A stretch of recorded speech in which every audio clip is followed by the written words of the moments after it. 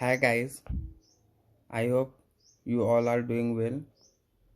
हम लोग ने पहले इकोनॉमिक्स को कवर किया, बेस्ट रिसोर्सेज देखा, बेस्ट स्ट्रेटजी डिस्कस किया और उसे पढ़ने का नया मेथड हम लोग ने जाना। उसी तरह हम लोगों ने पॉलिटी में भी अप्लाई किया।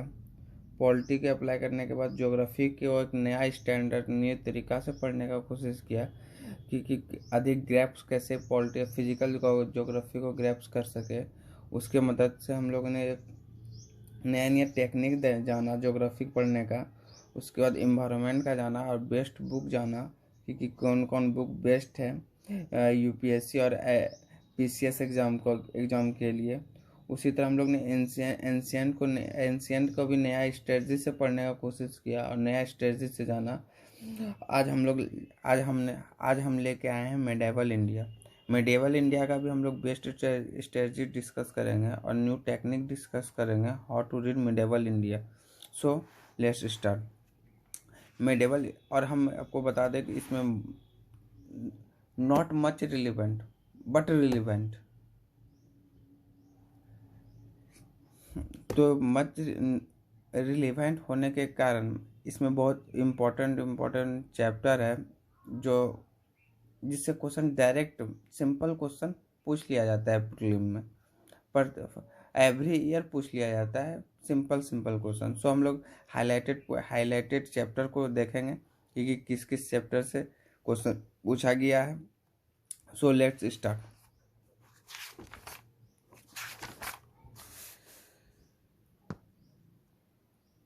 Chapter 3 the Chola empire from 19th to 20th century, Rajendra Chola first and Rajendra Chola. Most important chapter 3 से प्रत्येक साल मतलब मैक्सिमम क्वेश्चन चैप्टर 3 से पूछा जाता है। जब जो मैंने टिक लगाया हुआ है ये मतलब इतना ही चैप्टर से बहुत बार पढ़ा। आप लोग चाहो तो इसे बस इतना ही चैप्टर जो जिसमें मेरा टिक लगा हुआ है वो ही पढ़ लोगे तो मोर देन एफिशिएंट है मिडेवल के लिए, only for medieval. So chapter 4 में हम लोग केवल religions and movement and believe पढ़ेंगे, बस इतना ही है, सफिशियंट है चैप्टर 3 के लिए, चैप्टर 4 के लिए sorry. Chapter 5 not important. Chapter 6 Delhi सल्तनत मोस्ट इम्पॉर्टेंट। इसमें कॉन्टेम्प्रेरी पढ़ेंगे हम लोग, मतलब कि इससे मैक्सिमम क्वेश्चन कॉन्टेम्प्रेरी से आता है, कॉन्टेम्प्रेरी इवेंट से आता है और पेंटिंग से आता है, थॉट से आता है और कभी किसी से बैटल हुआ है तो उससे आता है। हम लोग ये ध्यान रखते हुए इस चैप्टर को हम लोग पढ़ेंगे। उसके बाद फिर हम लोग चैप्टर 7 में आते हैं, दिल्ली सल्तनत 2, सिरसा 1200 to 1400, खिलजी टू तुगलक। हम इससे भी क्वेश्चन मतलब कि डायरेक्ट पूछ लिया जाता है कि कौन सा वो क्या बनाया था, क्या कैसे बनाया था, उसका कंटेम्प्रेरी कौन था, उसके मतलब कि किसी चीज़ का मतलब पूछ लेता है कि उसका मीनिंग क्या था। तो हम लोग चैप्टर 7 को ऐसे कंप्लीट करेंगे। Chapter 8 important, government and economy and social life under the Delhi सल्तनत। मतलब कि उसमें गवर्नमेंट कैसा क्या क्या चीज़ बनाया करता था, गवर्नमेंट का क्या क्या उसमें रेगुलेशन था, रूल था, इकोनॉमिक्स वैसे कैसे फ्लोरिश कर रहा था, इकोनॉमिक्स कैसे स्लो डाउन हो रहा था, वो हम लोग चैप्टर 8 से पढ़ेंगे। उसी तरह chapter 9 the age of Vijayanagar and Bahmani and the coming of the Portuguese.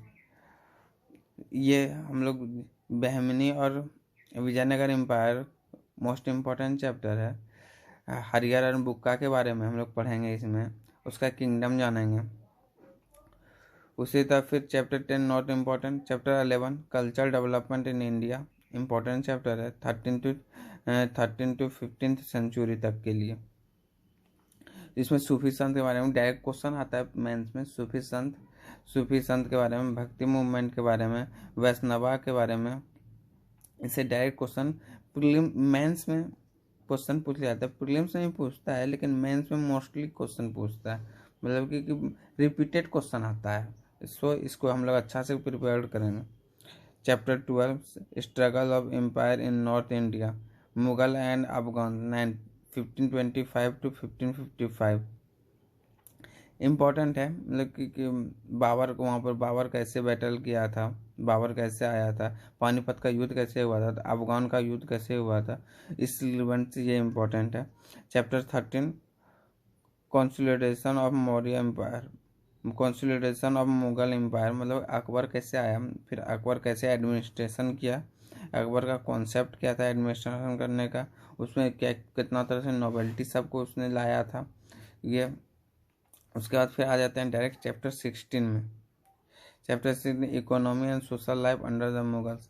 Economics और सोशल लाइफ तो इम्पोर्टेंट है, प्रत्येक मतलब कि एवरी ईयर उससे क्वेश्चन पूछ ही लिया जाता है कि उसका विलेज जमींदारी सिस्टम कैसा था, उसका नॉबल्स मिडिलमैन का स्ट्रक्चर कैसा था, ट्रेड और कॉमर्स क्या हो रहा था, फॉरेन ट्रेड से क्या रिलेशनशिप था, एंड इकोनॉमिक ट्रेड कैसा था, और यूरोपियन ट्रेड कैसा था, यूरोपियन ट्रेड से उसका क्या रिलेशनशिप था। ये हम लोग 16 चैप्टर में पढ़ के जानेंगे।